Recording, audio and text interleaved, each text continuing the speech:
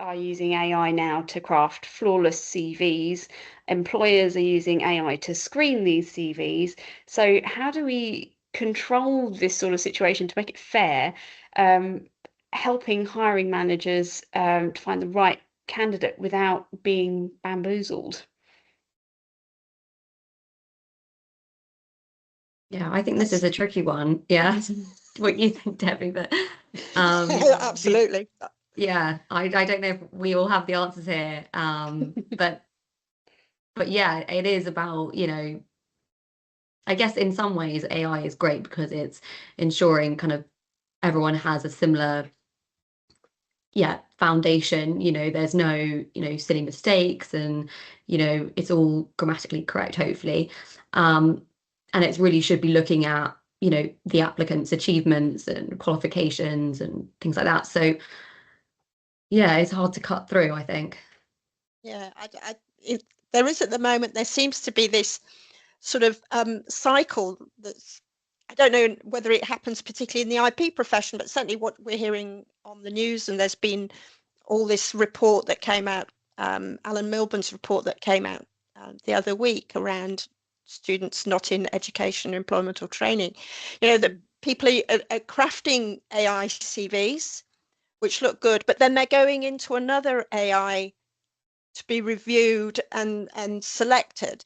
So it's that there's no in those cases, where's the human person involved in that? And that sounds very depressing to me, because there are people who are applying for lots of jobs and getting nowhere. We have to somehow get out of that cycle, and which is where Fear's talking about IP futures. Is it's about that the networking, allowing these internships, where people can come and actually have a go at the profession. But like Fee says, I don't know what the answer is at the moment. I think it's still up for grabs. I don't know what the IPO do, if you can. It's caused a massive rise in applications we receive whenever we have any external vacancies, whereas we may have previously had, say, like 10 applications for each vacancy. It can now be hundreds. And it's always people. When it comes to pattern examining, it's people who are sifting through these, so it makes a massive amount more work to sort of sift through. That being said, it is expected, I think, these days, that people are going to apply with AI. It's like on the civil service jobs, there's even like a little note about, we accept that AI is a tool and it should be used as a tool, but it doesn't help you when it comes to the interviews, and it doesn't help when it comes to like having to, jump any of those technical hoops that come a bit later. So it's sort of slowing us down in the sift area, but it doesn't sort of affect it as much in the sort of like later stages, because they have to be able to make it through the interviews.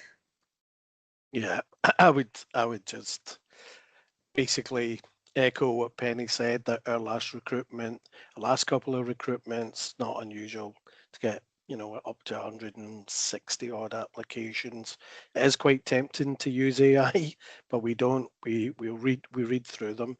I mean, on the advert itself, like Penny said, there's guidance about what you can use AI for in your application, and how you can use it throughout the whole process.